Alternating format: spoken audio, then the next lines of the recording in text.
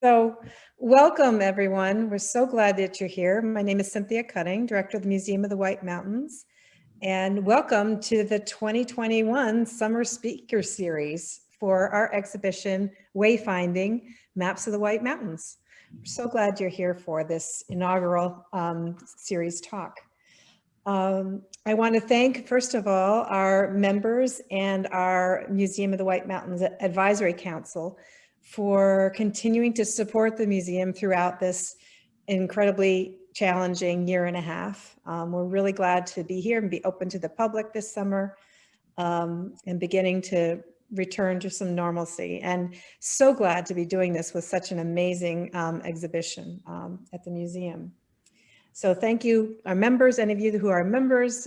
Thanks to, there's some advisory council members here this evening. Thank you for all your work and support.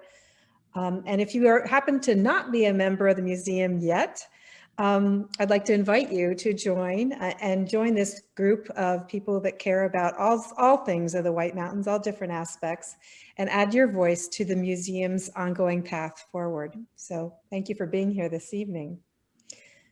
It is really important to say that we're so very grateful that we're able to present the speaker series this summer through the generosity of the New Hampshire Humanities. So we obtained a grant from them, and we're really excited that it's funding the entire series for this summer. So what a great organization. We're very, very grateful.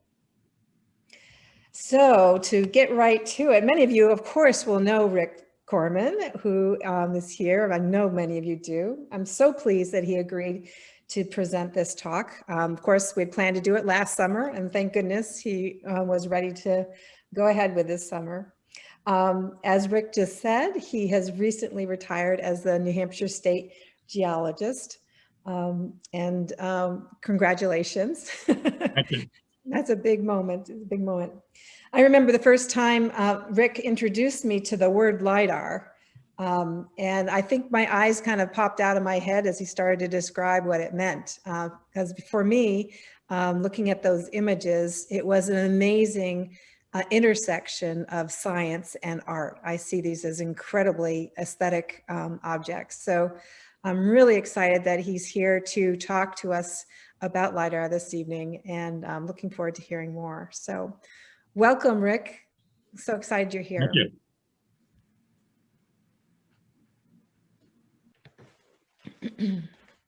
So just sharing my screen here.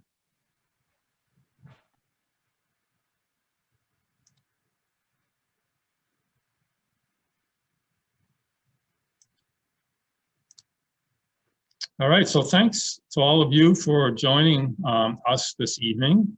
And I'm 2 months retired as State Geologist in New Hampshire and Director of the New Hampshire Geological Survey.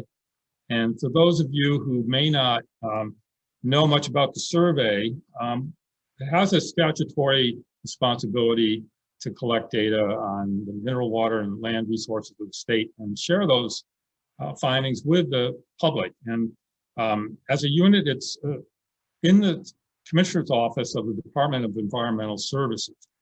And the main activities of NHGS, as you'll find with all state geologic surveys, the hallmark is geologic mapping program, both superficial geology and bedrock geology. But in addition to that, NHGS is a steward of the National Hydrography Dataset and Watershed Boundary Dataset. So those are both digital representations of, in the first case, all the surface water features in the state.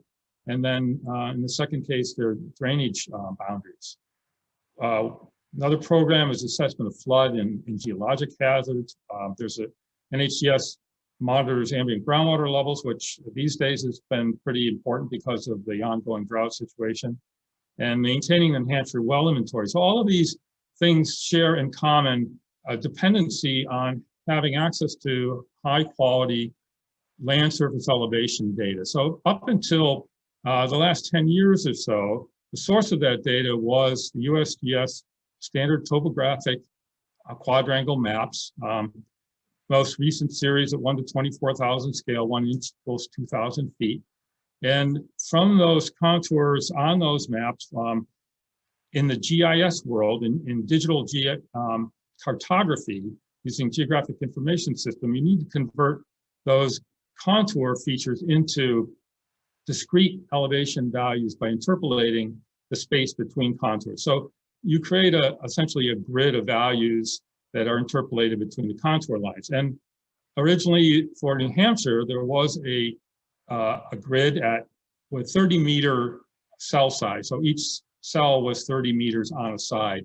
And that was then refined to 10-meter cells. And that really is the limit of what you can do deriving elevations from a topographic map. So to go beyond that required an entirely new technology. And that technology took the form of light detection and ranging that are known as airborne LIDAR. So you can see this progression of images here and a much higher resolution of the LIDAR-derived DEM at 1 meter resolution. So just to kind of capsulize tonight's presentation, I'm going to run through some basics of LIDAR technology, show you lots of LIDAR images, introduce you to some applications, and then finally wrap up with talk about how LIDAR is being used to map stone walls in New Hampshire. So first off, LIDAR is an airborne remote sensing technology. It's an active technology, which means that it generates its own energy source. So if you think of aerial photography, that's passive in that it relies on the sun to illuminate the targets. So with LIDAR, you have a laser mounted in the aircraft, which is pulsing at 10,000ths of times a second, sending energy pulses down to the earth and back to the aircraft where they're being recorded. Because of that, it can operate both day and night. It does have a limitation though. It cannot function well when it's foggy because of moisture in the air or rain. And the LIDAR beams themselves, pulses do not penetrate water, but they are reflected back from the solid surface of the earth. So when you conduct a LIDAR survey over a large region, it's a small aircraft flying at an altitude of from 1 mile to 2 miles, about 180 miles an hour. It's equipped with, in addition to the LIDAR, it has an inertial measurement unit, which registers the exact position of the aircraft in 3 dimensions in space while it's flying. It's connected to high-resolution GPS system, so you know where the aircraft is in relation to the Earth below it at every nanosecond. And essentially, you fly the aircraft along a straight track. The LIDAR is sweeping back and forth across the line of flight, recording those thousands and thousands of pulses as it goes. And the time of travel from the pulse down to whatever it hits is reflected back. So it's getting a two-way travel time. You know the position of the aircraft and you know the speed of light. You can solve for the height of the aircraft above where the reflection occurred. So that's in basics of how that system operates. When a LIDAR pulse leaves the aircraft, it's actually a pinpoint, but by the time it reaches the ground, it has a dimension, much like a cone. If you think of a flashlight when you're standing near the wall and you step back, how it enlarges. Same idea with a LIDAR laser pulse. It has some area when it reaches the ground, and if its aircraft is directly overhead, you get a circle of energy. If they're off angle, it's more of an ellipse. And because of that, you get more than one return from whatever is below the aircraft. So in this case, you're seeing the aircraft send the pulse down, and if it's bouncing off the canopy top here, another one goes a little further down into the branching of the trees, reflected back, and then finally one actually makes it down to the ground and is reported back at the aircraft. So each one of those returns is recorded in this process. And essentially, you can get ground returns from almost anywhere. If you can imagine yourself walking in the woods, anywhere where you can look up and see a patch of sky, LIDAR pulse can reach you at that location. So the great power of this is that it can see through the trees. And in a state like New Hampshire, which is by percentage the second most forested state next to Maine, 86% or so, it's extremely important to be able to do mapping in those kind of forested areas.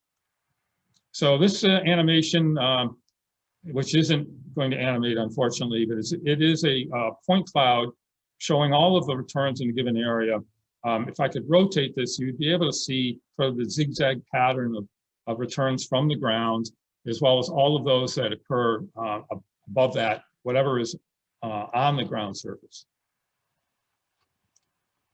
So the next step in the whole process is to classify all of those returns as to whether they represent the ground, in this case in orange, or anything that's not ground, which could be buildings, or in this case it's vegetation.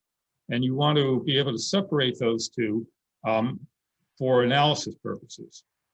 If you're a forester, you'd be really interested in the canopy structure, in the entire three-dimension branching and spacing of trees in the forest. This sample happens to be from Pacific Northwest, because you can see these trees are 80 meters high, so we don't quite have trees that tall. But as you might imagine, this could be very useful if you're a forester trying to get a sense of what the stand structure is anywhere in New Hampshire.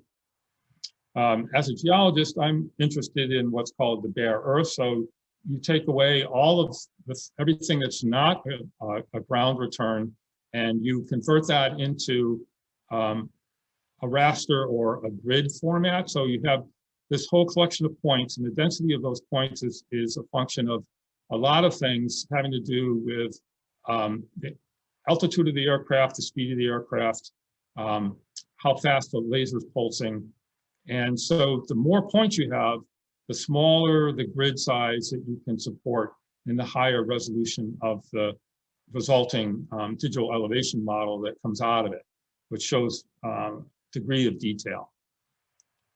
So in order to make use of that, a lot of organizations globally are clients of ArcInfo and ArcGIS, which is a proprietary product, but there's a lot of other softwares out there that are available to anyone free.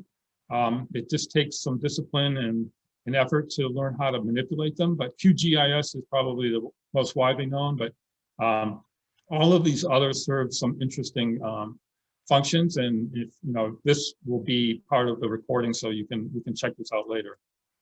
New Hampshire, we're fortunate. Over the last 10 years, we've completed statewide LIDAR coverage, beginning with the seacoast back in 2010, 2011, and ending up with Umbagog a few years ago. This happened to be really challenging because you have a very short window of acquisition for LIDAR in New Hampshire. Ideally, you want leaf off, and you don't want snow on the ground. So in northernmost New Hampshire, that is a very short season.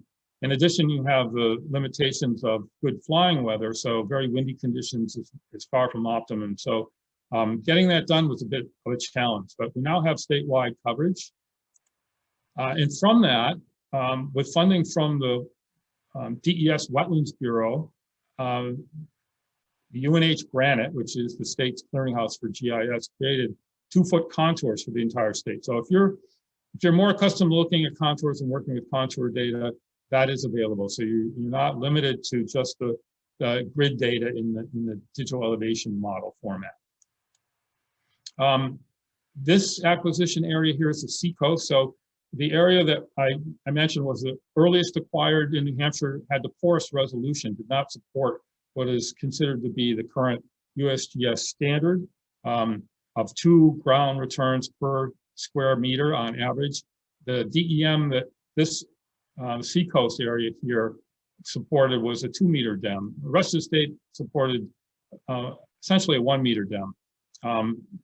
So this has been acquired, it's being processed and it's in quality control, 8 points per square meter nominally, which will support a 0.5-meter DEM. So this will be very highly detailed data when it finally comes out. And this other area was done in addition because it didn't quite meet the USGS specification. And so we're waiting for delivery of this. It's going to be, I think, quite special when we do see it. So once you have data in a LIDAR in a GIS format, you can do all kinds of things with it in terms of visualization. So you can combine it with other kinds of remotely sensed imagery to create, as Cynthia was saying, some very artful representations. And this is just one example where the LIDAR has been combined with colorized ortho imagery from Mount Chippewa. And so I'm going to give you some examples on the spectrum of LIDAR data for parts of New Hampshire. What we're looking at here is sort of an oblique view of a point cloud in the Kentucky River Valley in an area of the Bohannon Farm. So we're looking, here's the river, there's a bridge going across, farm buildings here, and everything's coded in color according to elevation. There's not much elevation difference here. It's only 40 feet from the river up to here, and this is pretty flat. So looking at this in more details, so if we take all the LIDAR returns that were within this one rectangular area, and we display them, and we look at them sideways, side on, as a profile, give you an idea of just how much data is being captured. And I do want to point out, this is a hillshade of the LIDAR. So we're looking straight down. You can actually see the plow pattern in some of these fields. There's not much in the way of tree cover here. It's pretty open. And this is a hillshade. So the simulation here is for pretending that the sun is shining on this landscape from the northwest, somewhere around 45 degrees above the horizon. So you can see the shadowing to the southeast on this bluff here, and then on the riverbank here. So looking again at profile, you can see the buildings, where trees there are. And what I want to point out here is everything in brown are ground returns. Everything in gray is classified as being above the ground. So you see, because it's such an open area, there are a lot of ground returns. There's a lot of confidence in the elevation of the ground surface throughout this entire scene. Not much elevation difference. So you can see the tops of the trees kind of reach, above building height. Now we're going to look at a completely different scenario. This is in Dixville Notch, Lake Goyette in the Balsams, Route 26 going through here. Much more challenging situation in terms of LIDAR acquisition. If we're, again, looking at the hillshade, you can see much different terrain. And if you literally look closely here, you start to see areas where there's little triangular facets. And that's just indicating that there's very few LIDAR returns there that could be used to interpolate to the grid cells. So so you're missing data there, essentially. And part of that has to do with the steepness of the slope. It's also related to the kind of vegetation, low scrubby vegetation. You get confused with the ground surface. So if we're looking at this side on, this is over 1,000 feet of relief. Again, here's Route 26, all the way up to Table Rock. But if you're looking at the brown, as we did before, you see there are places where there's very little in terms of ground returns, and then there's places where it's doesn't look like it represents a ground surface. So this is just sort of a caution that not all LIDAR is created equal. In certain situations, and this is an extreme situation where the confidence in the data is not as great as it might be elsewhere. And this is just a photograph looking down from Table Rock at Route 26 to give you an idea of just how extreme this terrain is. So now we're going to look at just sort of a general landscape in the White Mountains. This happens to be in Thornton, a headwater watershed. You can see a little wetland here, some first order streams going up. There's about 1,100 feet of relief in this image. And this is your standard USGS topo, 40-foot contour interval, green overprint for forest. So this is an entirely forested area. Looking at the LIDAR, reveals a completely different landscape by removing all of the vegetation. And what I want to point out here is that there's very dramatic changes in the texture of the land surface that you're viewing here, as well as some unique looking landforms. Very smooth sort of surface here, very irregular here. So what are we looking at exactly? If you're a geologist, you know, you dream of this kind of technology, because you can map this out without going into the field and get a very good sense of what to expect when you do get there on the ground. Things that you might not even see on the ground are revealed in this. So glacial action, continental glacier moved from the northwest to the southeast, and in that process you can see it left these grooves in the hill slope.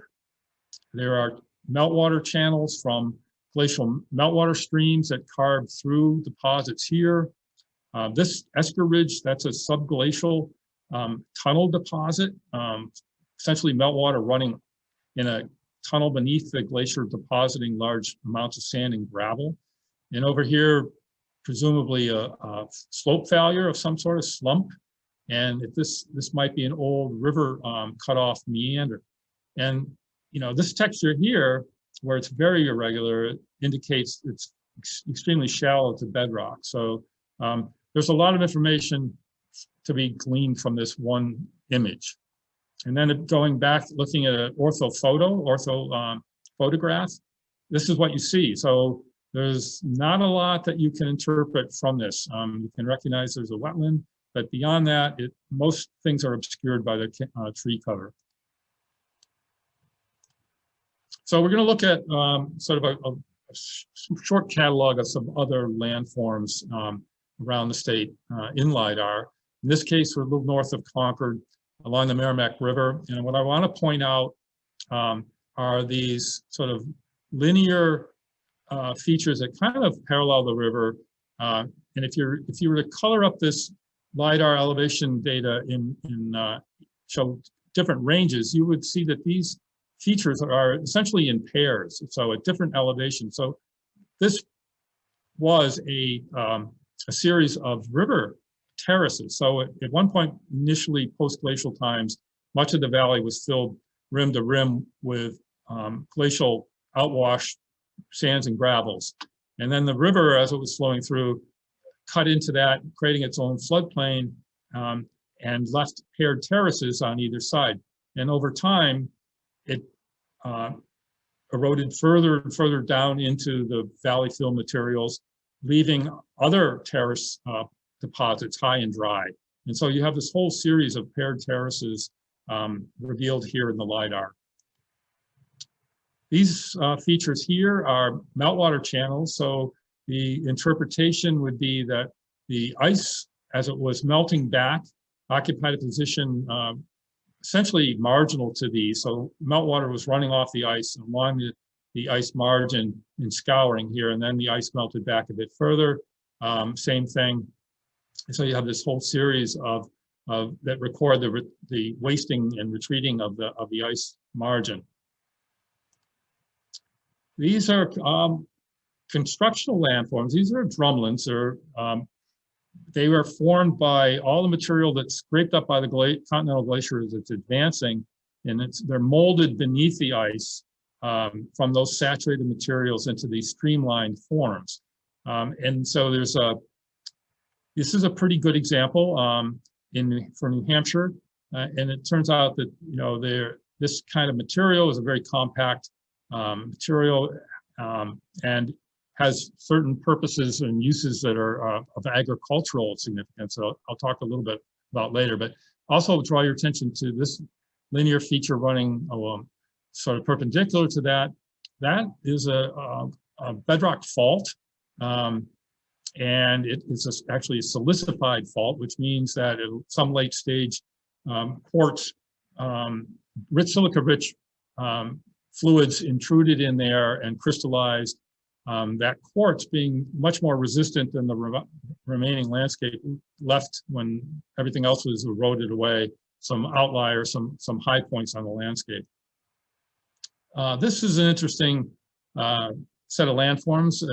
They're formed at the ocean ice interface. So when the glacier was actually offshore from New Hampshire, and this is in fairly shallow water, it's understood that as meltwater was issuing out from under the ice margin, these are interpreted to be essentially annual record of the ice retreat. So as the ice was melting back each summer, a lot of material was being deposited along the margin of the ice. And then in the winter, that process was halted. And then again, it would resume in the next melt season. So this whole washboard terrain is interpreted to result from that set of processes. I'll draw your attention here to some rather interesting landforms. These shapes that are parabolic. Here we're along Route 93, just north of Concord and Canterbury. And these are actually sand dunes. So when the glacier finally melted away, the landscape that it left behind was largely devoid of vegetation. There were winds picking up that material and blowing them around, depositing them in dune fields. So this is a relic dune field from immediate post-glacial days. And so in modern days, this is what it might look like. Not to leave bedrock out of the picture. In this case, we're looking at a dome structure in the bedrock. So we're on the downward limb of a dome. So everything that you see is sort of is dipping down toward the top of the picture. So there's layering or foliation in the rock that's being exposed here. So if you're a bedrock mapper, this can be very helpful to you in not only finding outcrops in areas that are heavily forested, but also help you with your interpretation of the underlying bedrock structure. So I'm going to just go into some different applications for LIDAR that are most familiar to me during my years as state geologist. I mentioned earlier that NHGS is the steward of the National Hydrography data set. So that whole data set was derived from the USGS topographic maps. All the blue line features were captured in a digital form from that. But we know from experience that there's a lot that's missing. And so this has been, one author referred to this as aqua incognita, the unknown headwaters. So the LIDAR can be very useful in mapping out where all those small headwater streams are on the landscape. And NHGS developed some processes, and I won't go into detail because that's a whole separate presentation, but being able to analyze the LIDAR data in order to target places where there was a high likelihood there would actually be a stream channel. So we could add streams to the NHD to incorporate as much of the true network as possible. Geologic hazard. So sort of a nondescript impression from a topo map. You look at an air photo, this location in Gilmanton, see an area that's largely forested, some cleared land here, and a water body and a road going across, but nothing really remarkable until you look at the LIDAR. This is a relic landslide, and it's over a mile from the head of it here to the toe. And so there's no indication that this has moved in historic times. The road agents don't report any major maintenance issues where it crosses here. But it's instructive to know, again, this formed immediately after the ice left the area. The material was pretty barren of vegetation, pretty saturated with water, and didn't have a lot of strength. So these types of failures in the materials would occur around the state. And it's useful to know where all of these are because, experience has shown that old landslides are the most likely locales for new landslides. So it's good to be aware of these features on the landscape. Floodplain mapping is a really major use of the LIDAR data. So FEMA floodplain maps for flood insurance purposes are based on topographic data. And so in this image, we're looking at in blue, the LIDAR or the FEMA map data based on earlier topography from contour maps. And in red, if you were to take the same elevations of projected for what areas would be inundated and apply them to the LIDAR elevation surface, you would get a completely different interpretation. So in some instances, the LIDAR flood zones are out beyond what was previously mapped, and in other cases, they lie within the previously mapped flood zones. And on the coast, with concerns about sea level rise, some projections have been done. In this case, looking at Hampton Harbor, projected to the year 2100 with a rise of 6.3 feet. All the area that you see that's sort of grayed out here would be essentially underwater from the sea. And if you zoom into those two dots there, when you realize that those are locations for emergency services, it's important to be aware of the vulnerabilities like this for future planning purposes. And also on the coast, this is a Hampton Beach. And in this case, there are more than one LIDAR acquisition. So you can take advantage of repeat LIDAR by having two DEMs from different times, and you can subtract one elevation from the other to look at what has changed between the dates those two data sets were acquired. So in this image, areas in blue have gained sand, whereas areas in red have lost sand. So if you're involved in coastal zone management, this can be a very useful tool for you. And this is just kind of a little oddball application that came to my attention. Hamilton College I'm an alum from there, and I remain in touch with their GIS person. So the physics club had a plan to launch a weather balloon from the campus with a GoPro camera and some instruments and a GPS. And the idea was the balloon would go up into the upper atmosphere, air would expand, balloon would pop, it would parachute down, they'd have a chase car, and they'd go collect it all, and it was all going to be great fun. Well, it didn't work out quite as planned. The winds carried the balloon to New Hampshire, and according to the GPS. So I got an inquiry from my GIS contact at Hamilton saying, do you have any LIDAR for these coordinates? And unfortunately, we did. And in looking at the LIDAR, he was able to see that there was a logging road as an offshoot from Bear Notch Road that would make it much easier to get to the retrieval site and save a whole lot of bushwhacking.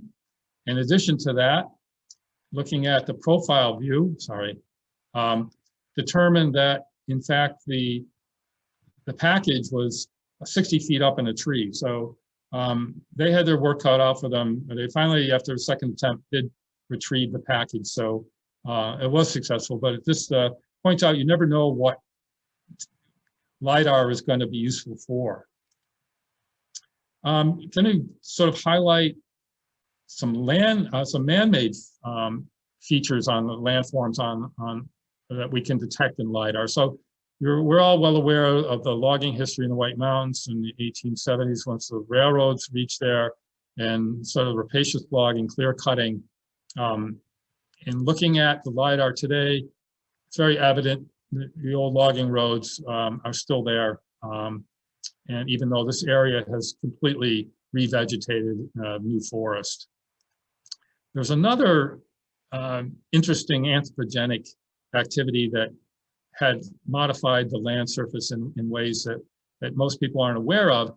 In the days when they were smelting iron in New Hampshire, and there's a remnant furnace that you can see in Franconia, that process required a lot of charcoal. And in order to get charcoal, you had to burn a lot of wood under controlled conditions.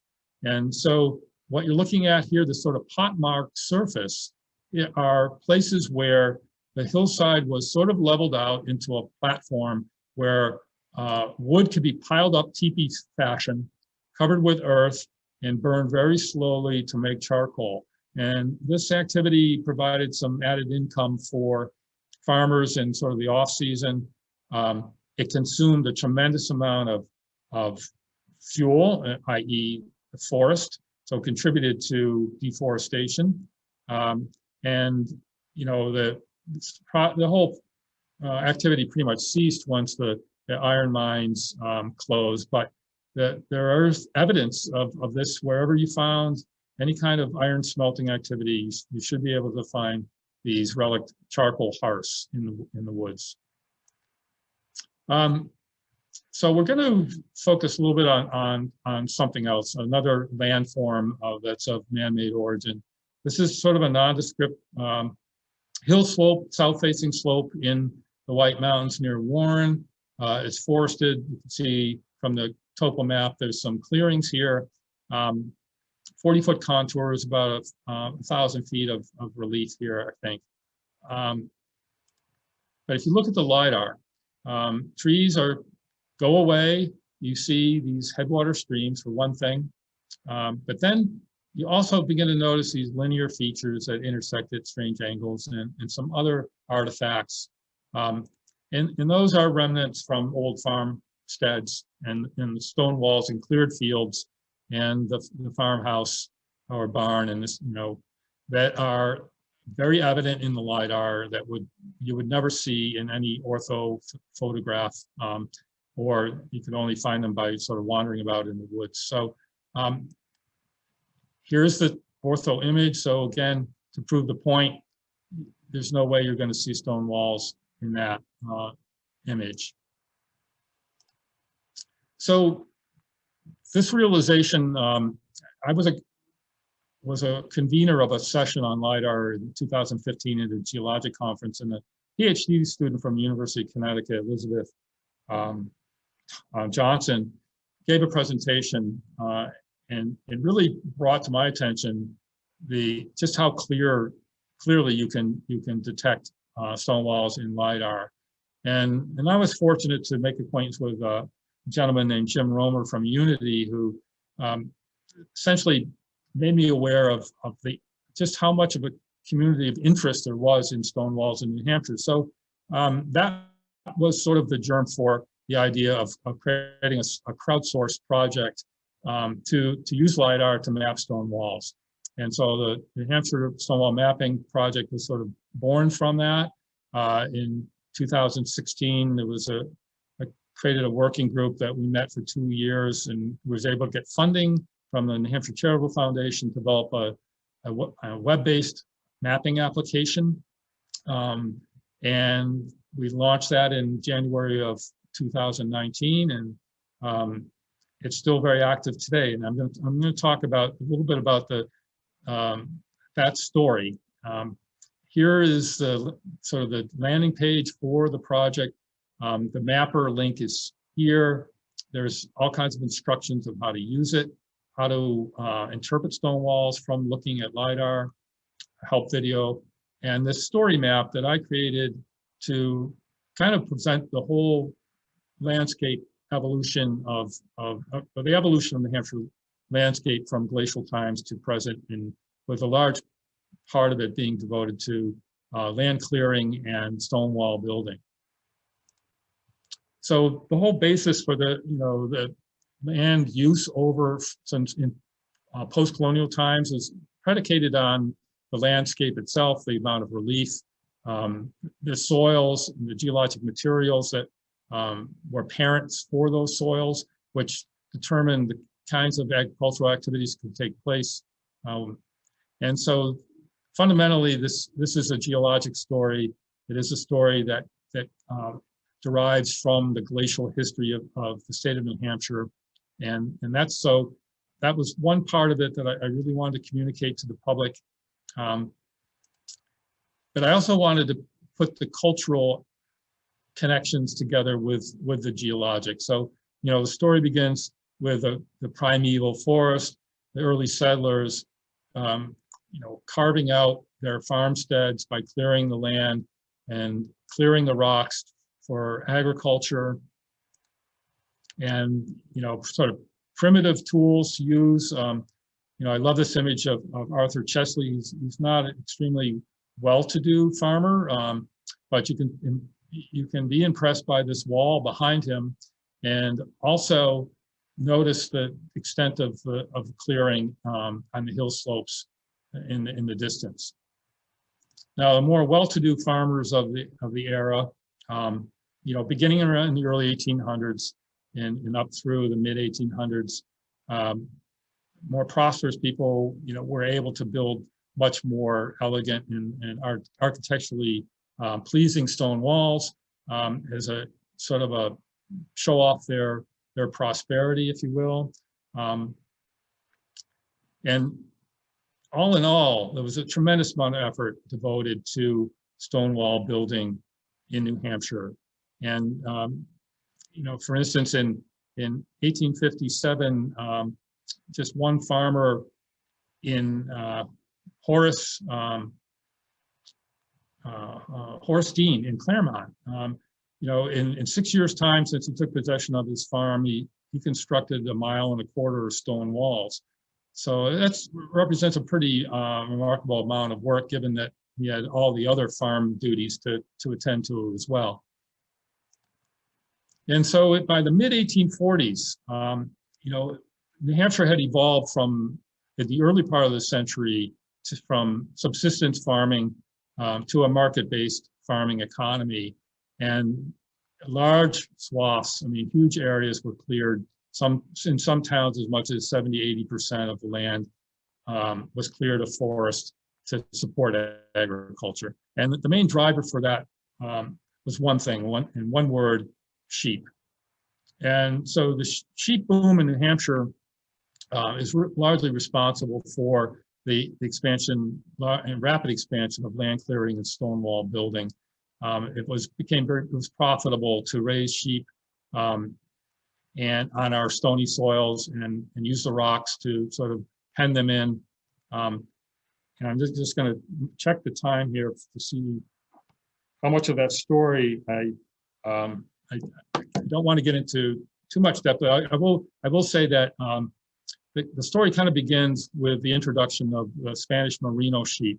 And in the early days, before the Napoleonic Wars, the Spanish government tightly controlled that breed of sheep and really did not want them to be shared with anybody else.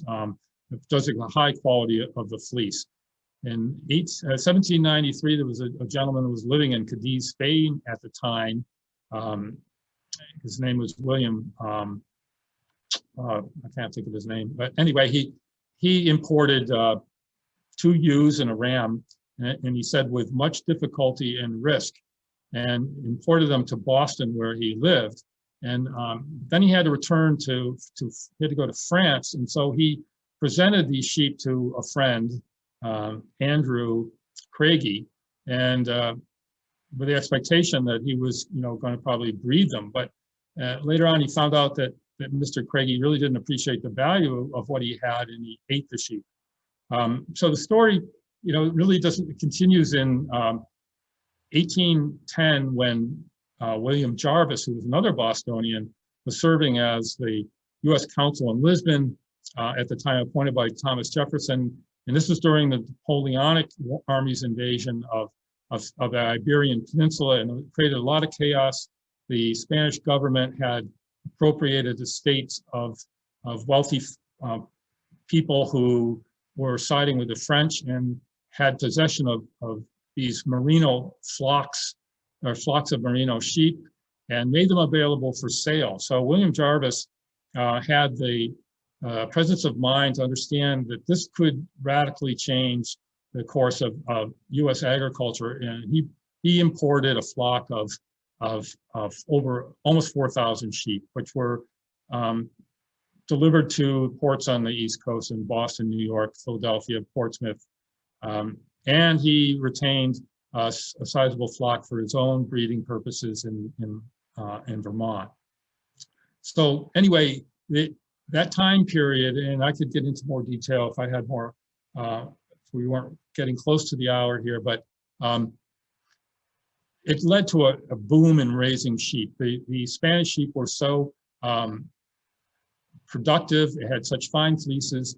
His importation in 1810, 1811 coincided with the fact that there were embargoes on the importation of English wool, as well as the rise of industrial woolen mills in the northeastern United States. So it created this perfect storm of demand for wool.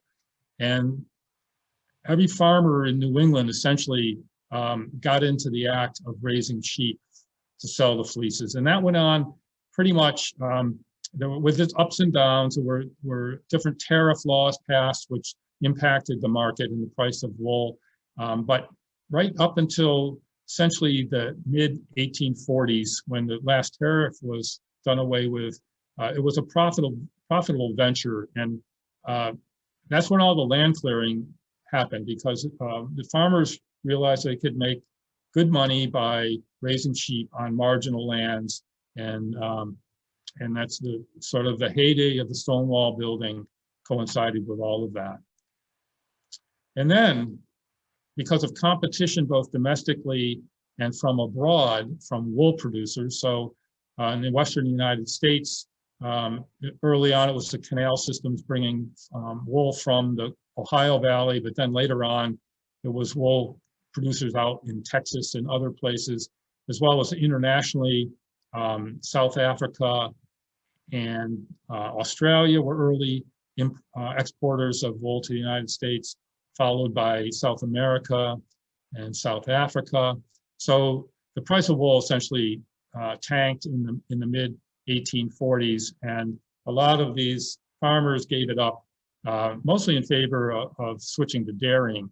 There was some activity was carried on because the folks like William Jarvis, who was one of who introduced the Spanish Merino, was very much involved in breeding superior sheep. So from the period of 1830 or 1840, 1870, the average sheep would produce about 2 pounds of fleece washed for the mill. In 1840, by 1870, that was 4.5 pounds. So each individual sheep was able to generate a lot more income, and so you had to raise fewer sheep. So the industry did continue with fewer sheep. So from essentially 650,000 sheep in 1840, that number by 1870 was down to less than 250,000. And the farms were abandoned, because the walls were no longer serving purposes. Originally, they found other uses. In this case, they're being laid as a foundation for a roadbed. Other farmers use them to create tiling systems by burying the stone. And so we'll really never know how many miles of stone wall were actually built, because a lot of it was dismantled and destroyed during the period post sheep boom.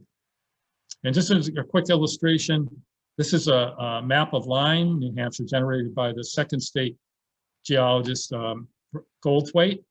And it shows in 1830 and all of the roads and farmsteads in the town.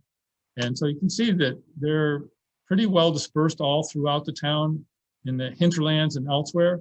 But if you look at the same picture in 1925, everything in red has been abandoned. And so there was a real contraction of the population and essentially moving out of the uplands and hill farms down to better lands nearer the valleys. And what took the place of the sheep in those fields? Eventually, it was second growth white pine. And by the turn into the early 1900s, that was being recognized as having a merchantable value. And so there was interest in logging that and protecting that. In the 30s, there was a threat from the white pine blister rust, which was a fungus, which was found to be hosted by members of the ribes family, so gooseberries and currants.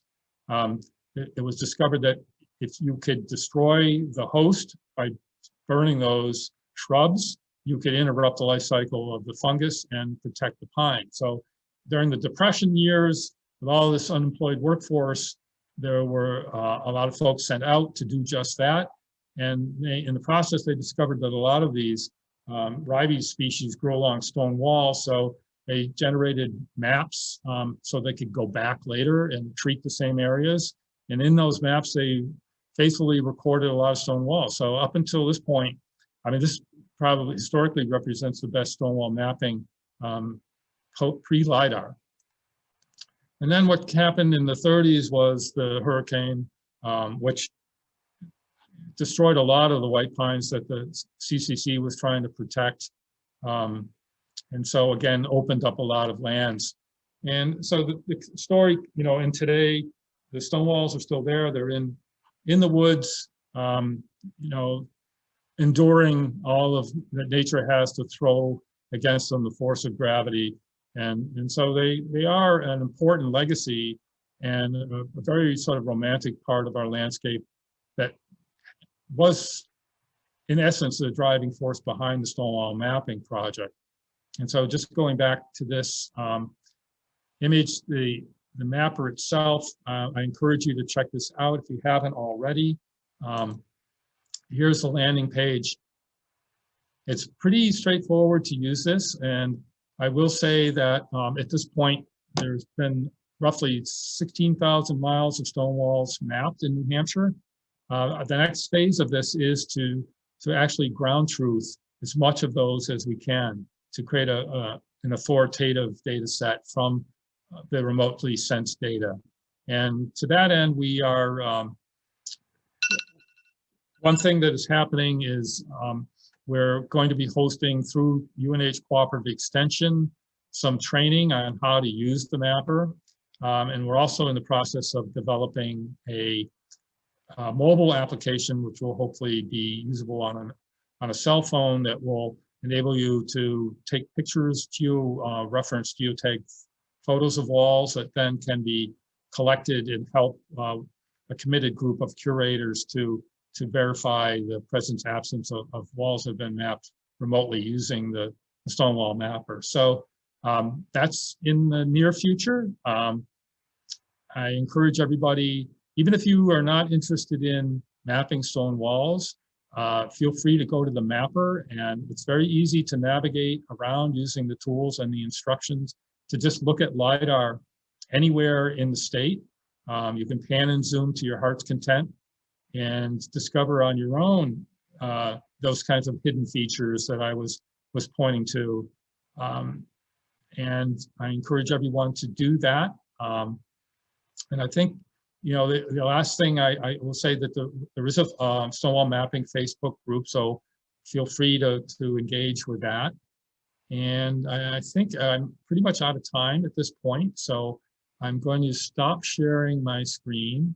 And I think Rebecca's going to handle some questions for me and go from there. So thank you for your attention. I hope I didn't overwhelm you with too much, but the sheep raising story in New Hampshire is absolutely fascinating in and of itself. So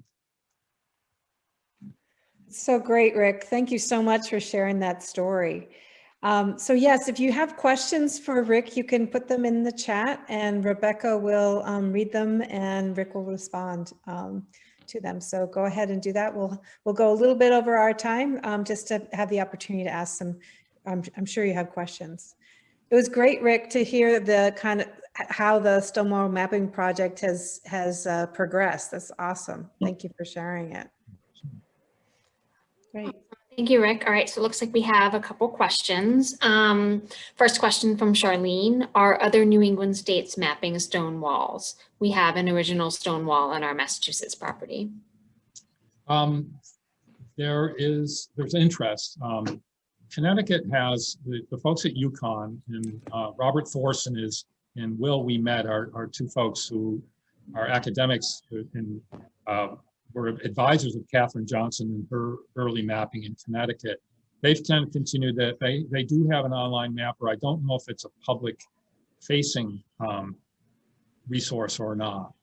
And Vermont has been interested in Massachusetts, but again, trying to find the resources to create something is a bit of a challenge. I was very fortunate in having the charitable foundation underwrite the initial cost of that, and then having a very committed working group of volunteers, 2 years and counting, and they're still engaged in the project, most of them. So it did take a bit of effort on sort of a group effort to get that going.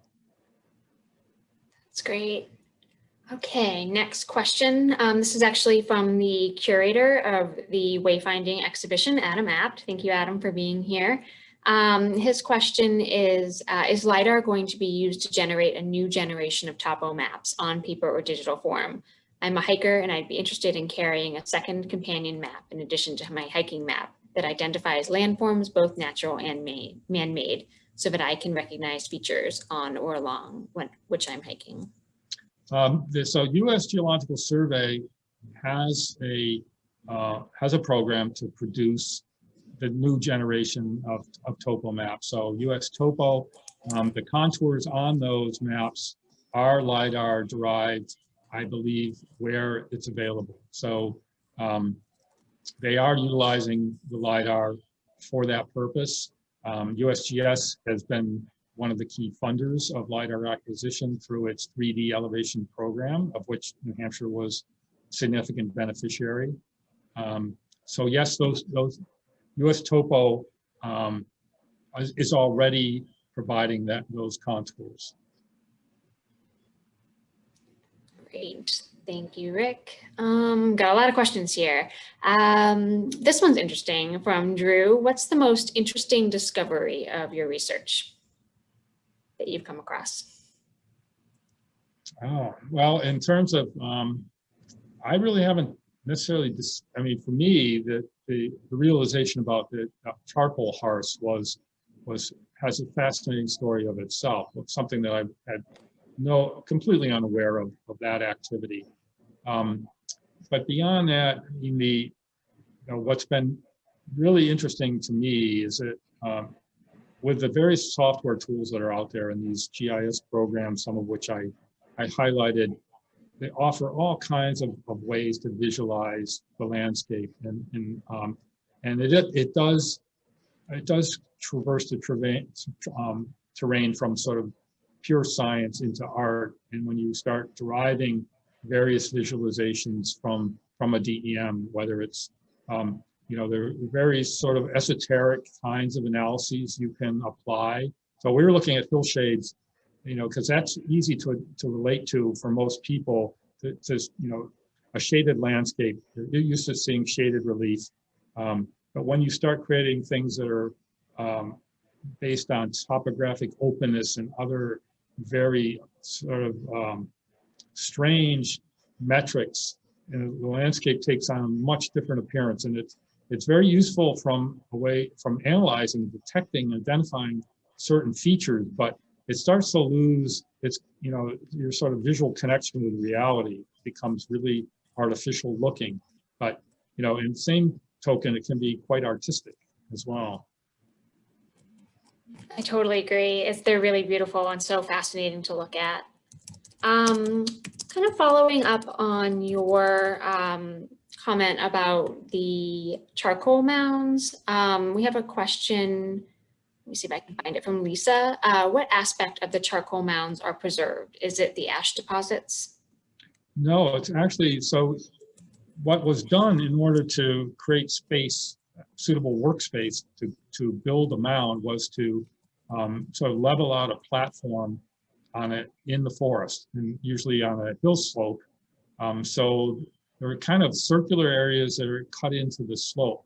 And in that, essentially, there's, the charcoal is carted off.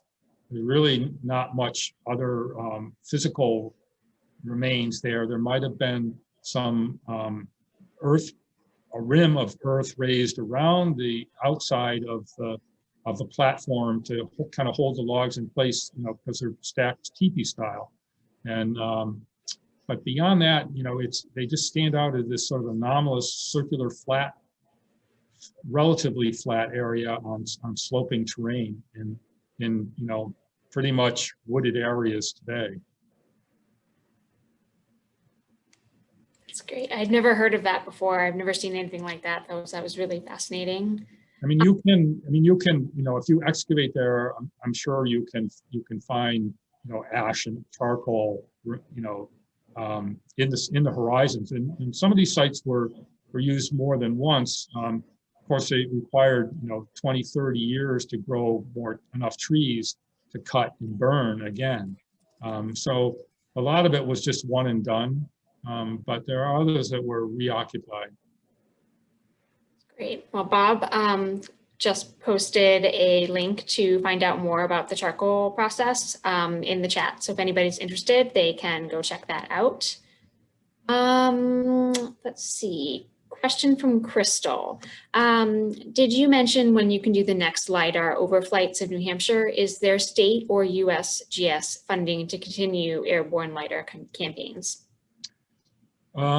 So the USGS 3D elevation program is ongoing, but the criteria are they are willing to cost share up to 50% of acquiring data that meets what in their terms is quality level 2, which is essentially 2 returns per square meter. So New Hampshire, effectively, with this latest acquisition yet to be delivered, has statewide QL2 or better.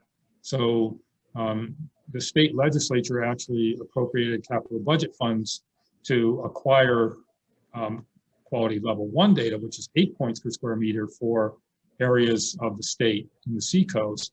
But that was on the state's dime. The USGS would only pay the equivalent cost of half of QL2 data for that area.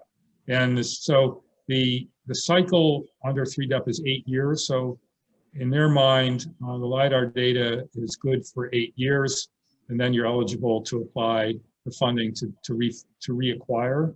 But the reality is that a lot of the states out west, much bigger states, are still trying to get their first LIDAR. So they're going to be the priority.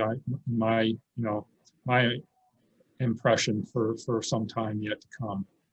Although there's new technologies for LIDAR that are coming along that are going to drive the cost down and make that higher resolution LIDAR much more affordable. And so, who knows? I mean, it's the future may, reveal some pretty interesting advances. That's great. Maybe this will be our last question since we're getting to the end of time, Cynthia. I don't know. How far along, this is a question from Chuck, how far along is the ground trotting of New Hampshire stone walls? When will it be completed? Are clubs of hikers helping? Well, at this point in time, the ground truthing is barely begun. We're trying to create a mechanism to capture those observations from people in the field, whether they go out intentionally to do that or just sort of on their excursions through the woods, take photos that have coordinate dies attached to them that we can use to verify. So we're still working through that process with, in the working group, the mapping working group is weighing in on that, trying to find a way to support that level of effort. But, quite frankly, they'll never be all ground truth. I mean, will they all be mapped? Maybe someday. It may require, though, that higher resolution LIDAR everywhere in the state. So if you were to look at a map of where all the stone walls of mapping has occurred, or most of it, there's a conspicuous absence in the seacoast. And the reason for that is the data, the 2-meter DEM just wasn't enough, provide enough resolution to see the stone wall. So with the new release of data, I'm hoping to see a resurgence of interest in mapping stone walls in that part of the state. We're open to all kinds of partnerships to getting people involved in one aspect of it or another, in adding to the authentication of these features. That's great. We already have a comment from somebody who says that contacting Hiking Club is a great idea and they're going to keep that in mind in the future. So thank you, Rick. You're welcome. Well, thank you all for coming this evening. We're really glad that you were here. Thank you, Rick, for such a great talk. So many great images and such great amount of information. Really appreciate it. If you are local and you have not been yet to the museum's exhibition, please come and see Wayfinding Maps of the White Mountains. You'll see some LIDAR there and lots of other wonderful maps. So I hope you can visit us. And I hope to see you at the other speaker series talks throughout the summer. There's just a great variety that we're presenting this summer. Please check out our website to see the next one next week with the Pulios. It's going to be a wonderful conversation. And thank you for being here. Thank you, members. Thank you, advisors. And thank you for supporting the Museum of the White Mountains. Thanks, everybody.